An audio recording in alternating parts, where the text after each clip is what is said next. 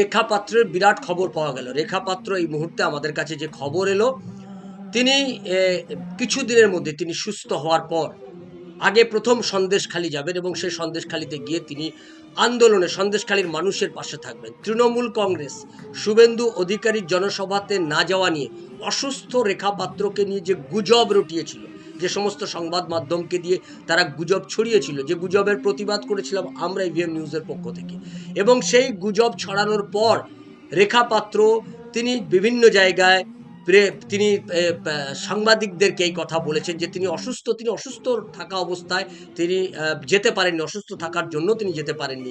এবার তিনি সুস্থ হয়ে তিনি ফিরে যাবেন সন্দেশখালিতে এবং সন্দেশখালি মানুষের জন্য কাজ করবেন, সন্দেশখালি মানুষের পাশে থাকবেন, তাদের প্রত্যেকটা আন্দোলনে থাকবেন। তিনি এটা বলেছেন তৃণমূল কংগ্রেসের সমস্ত কুৎসার জবাব তিনি সন্দেশখালির মাটি থেকেই দেবেন এবং আগামী দিনের রাজনীতি, ভারতীয় জনতা পার্টি তাকে যে সম্মান দিয়েছে সেই সম্মানকে পাথেয় করে তিনি আগামী দিনে তার রাজনৈতিক জীবনকে এগিয়ে নিয়ে যাবেন এবং ভারতীয় জনতা পার্টির জন্যই তিনি সেবা করে যাবেন। আমৃত্যু তিনি ভারতীয় জনতা পার্টির সমর্থক হিসেবেই থাকবেন, সদস্য হিসেবে থাকবেন, একজন কর্মী হিসেবে কাজ করে যাবেন, এই প্রতিজ্ঞা তিনি করেছেন।